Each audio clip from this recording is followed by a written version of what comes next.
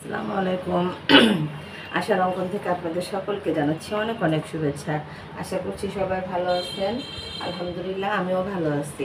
তো যাই হোক, অনেক দিন পর সকালবেলা ছেলে স্কুলে চলে গেছে, আমি আসলাম নাস্তা রেডি করতে। আজকে ছেলেরা কেউ নাস্তা করে যায় নাই। তো যাই হোক, আমি ভাবলাম যে না, নাস্তাটা না হয় রেডি করে ফেলি। 9:30 অলরেডি বেজে গেছে। তো যাই হোক, প্রচণ্ড পরিমাণে রান্নাঘরে গরম, আমাকে দেখে মনে হচ্ছে শীত লাগছে, আসলে তা না। বাইরে মেঘলা আকাশ, মনে হয় বৃষ্টি আসবে, কিন্তু গরমের প্রচুর তীব্রতা। তো যাই হোক, আমি যে রুটি ভাজা শুরু করে দিলাম আমার তাওয়াতে। আমার ইয়াতে তো রান্নাঘরে তো মানে হ্যাং করা নাই, কি যেন বলে, ক্যামেরা হ্যাং করার কোনো অপশন নাই। এই কারণে আমাকে একটু হাতে নিয়ে করতে হয় কষ্ট করে। তো যাই হোক, রুটিগুলো ভেজে ফেলবো, দেখা যাচ্ছে কিনা। এই যে রুটিগুলো চটপট করে ভেজে ফেলবো, কারণ পাপ্পু বাসায় আছে, সাহেব বাইরে চলে যাবে, সব কিছু মিলে একটু ব্যস্ততা তো রয়েই গেছে। আর দুই ছেলে আজকে আবার র্যালিতে যাবে, তারা বাসায় কখন ফিরবে সেটাও নিয়েও একটু কনফিউশনে আছি। তো যাই হোক, যে যেখান থেকে দেখছেন, আশা করছি ইমান এবং স্বাস্থ্যে ভালো আছেন, আর আমরাও আলহামদুলিল্লাহ ভালো আছি। বড় বাচ্চাটা ক্লাস 10-এ পড়ে, তো পড়ার বেশ চাপ এখন। এখন এসএসসি পরীক্ষাটা হয়ে গেলে মানে বুঝতে হবে যে ওদের পরীক্ষাটা কেমন হবে বা কোশ্চেন কেমন আসবে, সেটা এখনও কোনো কিছু বোঝা যাচ্ছে না। এর জন্য আমার টেনশনের পরিমাণটা একটু বেশি। আর আমি কিন্তু রুটি সবসময় গরমের দিনে ভেজে, গরমের দিন আর মানে হটপটে উঠাই না, জাস্ট শুধু ইয়াতে রেখে দেই, কী যেন বলে, পেপারে রেখে দেই। তাহলে দেখা যায় নিচের রুটিটা আর ঘামে না।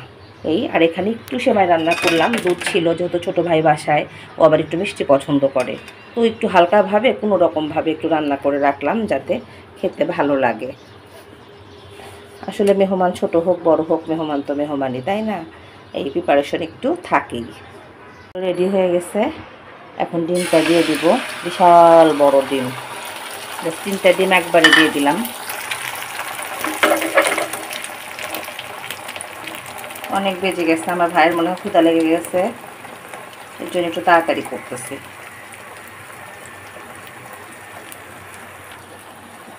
আজকে রান্নাবান্না কী করবো এখনও কোনো প্রিপারেশন নাই বা ভাবিও নাই, চিন্তা ভাবনাও করি নাই, দেখা যাক কী করা যায়।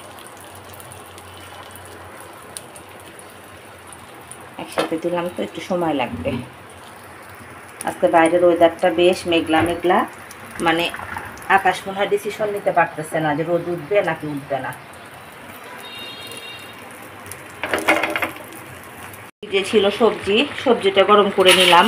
সবজিটা আমার আম্মার হাতের, আম্মা পাঠাইছিল, এখনও খাওয়া হয় নাই, হয়তো ঘি দিয়ে রান্না করছে, ফ্লেভারটা অনেক দারুণ আসছে।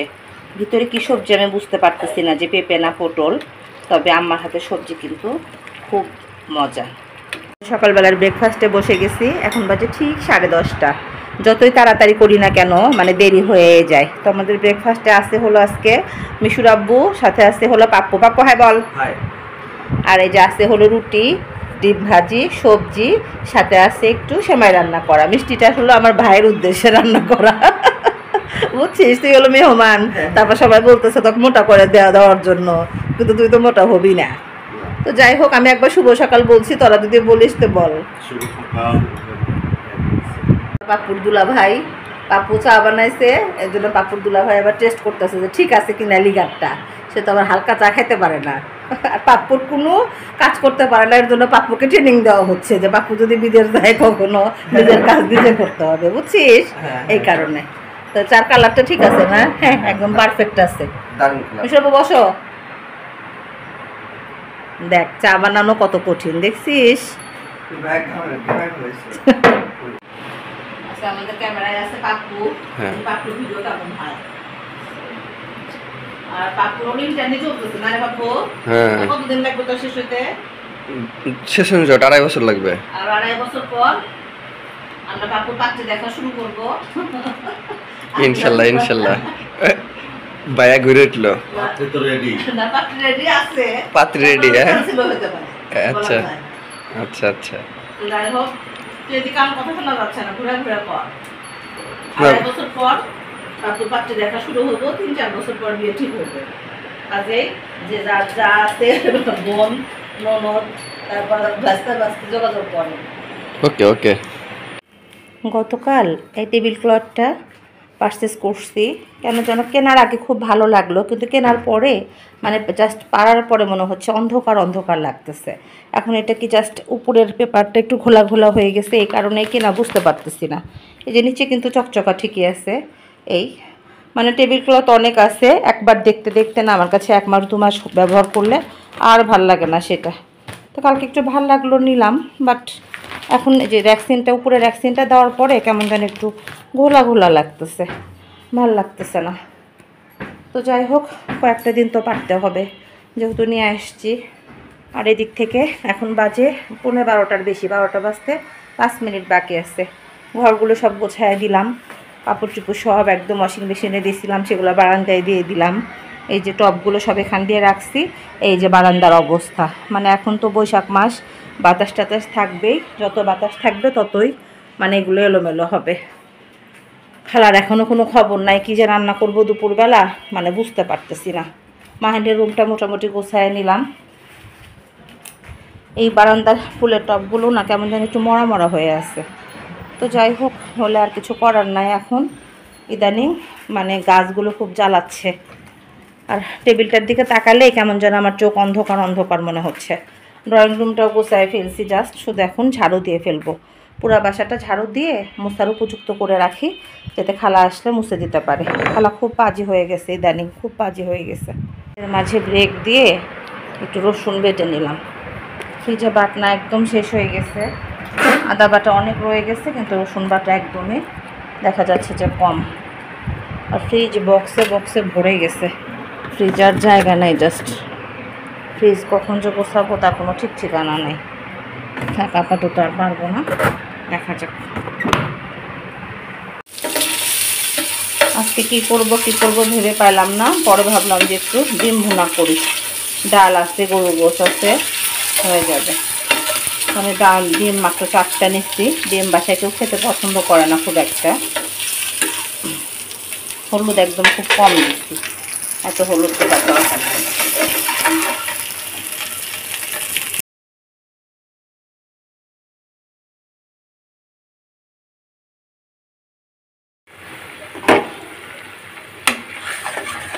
ডিমের মশলাটা রেডি করে ফেলছি, জাস্ট দিয়ে দেব।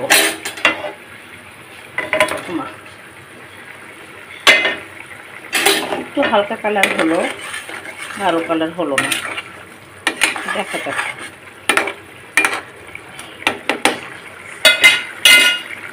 অনেক দিন পর ডিম ভুনা করছি, সেই সাথে সবাইকে শুভ দুপুর। আমরা দুপুরে খাবার নিয়ে বসে গেছি, এখন বাজে প্রায় 3:30টার মতো। মিশুর আব্বু বাইরে ছিল, আমরা অপেক্ষা করতে করতে দেরি হয়ে গেছে। তো আজকে আছে হলো গরুর গোশ, তারপরে আছে হলো মসুরের ডাল, ডাল তো বাপুর খুব পছন্দ, আছে রুই মাছ ভুনা, আছে ডিম ভুনা, আর আছে ঝরঝরে সাদা ভাত। তো যাই হোক, আমাদের তো একঘেয়েমি ভিডিও দেখতে দেখতে আপনাদের ভালো লাগে না, এটা একটা সমস্যা। তো যাই হোক, তারপরেও আমাদের ভালো লাগে, এর জন্য আপনাদের সাথে শেয়ার করি। আমরা বাইরে সবসময় বাসায় থাকি দেখে কমপ্লেইন, বুঝছিস পাপ্পু? না বাইরে আমাদের ফ্যামিলিরা কেউ বাইরে টয়টে করে না, তো ভিতরে থাকাই ভালো, বাইরে থাকলে মানে পাপ্পু বুঝাতে চাইলো যে আপনাকে বাইরে টয়টে করতে পছন্দ করি না কারণ ছাড়া। তো যাই হোক, সবাইকে শুভ দুপুর। শুভ দুপুর। আমি আর মিশুর আব্বু বাইরে যাচ্ছি। আমাদের তো আর গাড়ি নাই, মানে 4 চাকা নাই, এই জন্য 2 চাকা নিয়ে যাচ্ছি। হ্যাঁ, তারপরেও মনে আনন্দ কোনো কমতি নাই। তো যাই হোক, আমি যাবো একটু বসুন্ধরাতে। কেউ আবার ভাববেন না যে শপিং করতে যাচ্ছি, হলো আমার জুতা চেঞ্জ করতে। ঈদের আগে একটা জুতা নিয়ে আসা হয়েছে, কিন্তু বাট জুতাটা কেন যেন আমি কমফোর্টেবল ফিল করতেছি না। এর জন্য ভাবলাম যে বাসায় জুতার সেলফে জুতা রেখে রেখে ভর্তি হয়ে গেছে, পরা হচ্ছে না। এর জন্য যেটা কমফোর্টেবল লাগে সেটাই না হয় নিয়ে আসবো। চেঞ্জ করাটা খুব দরকার ছিল। এছাড়া বইটার ব্যাগ নিলাম না দেখে কিছু বলবে না তো, না? আচ্ছা আচ্ছা। তো যাই হোক, আমাদের বাসার নিচে না গ্যারেজে লাইটের স্বল্পতা খুব বেশি, আলো দেখাই যাচ্ছে না এরকম। জিনিসগুলো বের হয়ে যাও। আমরা পৌঁছে গেছি বসুন্ধরা শপিং মলে। তো এখন আসছি হলো বাটাতে। আমাদের কোনো কাজ নাই, বাট আমরা একটু ভুল জায়গা দিয়ে ঢুকে বাটার ভিতর দিয়ে অ্যাপেক্সে যাচ্ছি। তো যাই ভাবলাম যে বাটাতে একটু ঢু মেরে যাই। আমার সাহেবকে অনেক বললাম যে চেঞ্জ করতে, আমি যাব না, তুমি যাও, কিন্তু কিছুতেই মানলো না, বললো না তুমি চলো। তো যাই হোক এর জন্য চলে আসলাম। ঈদের আগে জুতাটা নেওয়া হয়েছিল, বাট মানে কারণে মানে পরে আমি কমফোর্টেবল ফিল করতেছি না, এই কারণে আর মানে ভাবলাম যে চেঞ্জ করা দরকার। আর এত গরম, এত গরম, গরমে তো আমি বেরই হতে চাই না, একদমই না। আমার কাছে বের হওয়া দেখলে কেমন যেন একটা অস্বস্তি লাগে। তো আর ঈদের পরে বোঝাই যাচ্ছে না যে ঈদের পর রাস্তায় এত জ্যাম। এখন তো সবাই ঢাকার দিকে ফিরছে, প্রচণ্ড পরিমাণে রাস্তায় ট্রাফিক জ্যাম ছিল। এর জন্য আসতে বেশ খানিকটা সময় লাগলো, যদিও বাইকে আসছি, এর জন্য তাও একটু তাড়াতাড়ি আসতে পারছে মনে হয়। এই হলো বসুন্ধরা শপিং মলের অবস্থা। আর শপিং মলে সাধারণত এখন কেনাকাটার মানুষ কম, জাস্ট আশেপাশে যারা আছে ঘোরাঘুরির মানুষ। তো আমি জুতা কেনার পরে মানে আমি যে জুতাটা চেঞ্জ করলাম সেই জুতাটার প্রাইস আগেরটার চেয়ে একটু কম। এখন অন্য কিছু তো নিতে হবে, তার জন্য আবার সে ব্যাগ দেখতে বাধ্য হলাম। তো এই ব্যাগটা মিশরা বউ বলতেছে ভাল লাগতেছে। এই অ্যাপেক্সের সব জিনিসই আমার কাছে ভালো লাগে, খারাপ লাগে না, কারণ ওদের জিনিসে আমি বেশ খানিকটা কমফোর্টেবল ফিল করি সব কিছুতেই, জুতাতে, ব্যাগে। অ্যাপেক্সের ব্যাগের আগেও আমি ইউজ করছি। তো যাই হোক এই ব্যাগটাই লাস্ট পর্যন্ত মিশর আপু পছন্দ করলো, মেরুন কালারটা। আর এই সাদা কালার যেটা, অফ হোয়াইট কালার যেটা, এই ধরনের ব্যাগ আমার আগে ছিল, সেটা আমার সাহেব বলতেছে যেটা তো তোমার আছেই আর একটা কালার, আমার কাছে যেটা আছে সেটা হয়তো কফি কালার। তো যাই হোক জুতাটা নিয়ে, ব্যাগটা নিয়ে হই হই করে বের হয়ে আসলাম। তো আমি আমার সাহেবকে বলতেছি, এই যে সে দেখাচ্ছে জুতার ব্যাগ, তো বলতেছে ফুড জোনে একটু যাই, তাহলে চলো ফুড কোর্টটা ঘুরে আসি। আমি একদমই যেতে চাইলাম না, কারণ আমি দুপুরবেলা অনেক দেরিতে ভাত খাইছি, ইচ্ছা করতেছিল না। কিন্তু তার পিড়াপিড়িতে আবার বললাম যে আচ্ছা তাহলে না হয় চলো যাই। তো তাকে একটু অফার করলাম যে তুমি কি নেবা দেখো। তা আসলে আমরা ঈদের আগে ম্যাক্সিমাম শোরুমই মানে ঘুরে গেছি। বললো যে না এখন পছন্দজনক কোনো কিছু আমার কাছে নাই, যেতে হবে না। এর জন্য চলে আসলাম যে ফুড কোর্টে। সে আমাকে ছেড়ে আগেই চলে গেছে, আমি একটু আম্মার সাথে কথা বলতেছিলাম দেখে পিছিয়ে পড়ে গেছি। তো যাই হোক অনেকেই দেখলাম যে কপতি ঘুরতে আসছে, এই ফ্রেন্ড নিয়ে ঘুরতে আসছে এরকম কেনাকাটার লোকজন, কিন্তু আবারও বলতেছি বেশ খানিকটা কম, দোকানগুলো বেশ ফাঁকা ফাঁকা। কিন্তু বসুন্ধরাতে তো জানেনই সব কিছু ফিক্সড প্রাইস, ফাঁকা ফাঁকা থাকলেও যেটা বলবে সেটা বলেই সব বসে থাকবে। এর জন্য আমি আর আজকে কোনো দিকে যে খুব একটা যাওয়া সেটা গেলাম না বললেই চলে। এদিকে এই যে জুয়েলারির যে ইয়াটা, সেদিকে আসলাম একটু, তারপরে চলে আসলাম হলো ফুড কোর্টে। এখন কী খাবো মানে সিদ্ধান্ত নিতে পারলাম না। এমনিতে আমার কেন যেন ভাল লাগতেছে না আজকে, জাস্ট কফি ছাড়া কিছুই খেতে ইচ্ছা করতেছে না। আমার সাহেব বলতেছে যে একটু মুড ঠিক করো, মুডটা একটু সুইং করে দেখো, ভাল লাগবে, মনোযোগ দিয়ে দেখো। তো ইন্ডিয়ান স্পাইসিতে আমরা বসে ভাবলাম যে কী খাবো। চাউমিনটাই আমি অর্ডার করলাম, আমার সাহেবকে বললাম যে দেখো তুমি কী খেতে চাও। সে বলতেছে তুমি যেটা খাও সেটাই খাবো। তো বসুন্ধরাতে আসলে জীবনে এতবার আসা হয়েছে অগণিতবার, মানে বিয়ের আগে থেকেই। বসুন্ধরা শপিং মল যখন একদম উদ্বোধন যখন হয় সে বছরই আব্বা নিয়ে আসছিল, তারপরে তো বিয়ের পর থেকে তো এই তো প্রতি বছরই একবার দুবার তিনবার এরকম করে আসা হয়। তো এগুলো এখন আমাদের কাছে মুখস্থ হয়ে গেছে। এই তো আমি কী খাবো সেটা ডিসিশন নিতে পারতেছেন। আমার সাহেবকে বললাম যে এইটা আর এইটা না হয় টেস্ট করা যাক। তো যাই হোক মাঝে মধ্যে এভাবে বের হলে না, হতে চাই না কিন্তু ভালোই লাগে, মাথার মধ্যে মনে হয় যে একটা জ্যাম ছেড়ে যায়। আর এখানে তো খাবার অর্ডার করলে এমনিতেই ভিড় থাকলেও দেরি হবে, ভিড় না থাকলেও দেরি হবে, কারণ তাদের তো রেডি করা থাকে না, তারা রেডি করে দেয়। তো এই সুযোগে সাহেবের সাথে একটু খোশ গল্পে মাতলাম। এই সে বললো কয়েকটা সেলফি তুলে দাও, সেটা দিচ্ছি। তারপর একটা লাচ্ছি অর্ডার করা হলো, সেটা আবার একটু নিলাম, বেশ ঠান্ডা, সেটাতে আবার একটু ভয়ও পেলাম। এই বাচ্চাদের নিয়ে আসি না, আমাদের বাচ্চারা কিন্তু কখনোই আমরা বাইরে আসতে চাইলে, ছোটোবেলায় কোনো দিন আসতে চাইতো না, এখন অত বড় হয়ে গেছে প্রশ্নই আসে না। তো চাউমিনটা চলে আসছে, চাউমিনটা বেশ ঝাল ছিল। আর আমি যে ক্যাপসিকাম বেশি পছন্দ করি না, তো এমনি ভালো লাগছে, বাট ইয়ার কারণে আমার কাছে একটু মানে আনইজি লাগছে। আমি একদমই মানে লুডুসে বেশি, চাউমিনে বলি আর লুডুস বলি যাই বলি না কেন, মানে সবজিটা বেশি পছন্দ করি না, সবুজ কালারটা। তো যাই হোক এই যে ট্রাই করতেছি। আর বলতেছে আবার যাব নিউ মার্কেটে, কাজে বেশি সময় নাই, তাড়াতাড়ি বের হয়ে যেতে হবে। নিউ মার্কেটে ভাবতেছি যে কিছু কেনাকাটা নিউ মার্কেট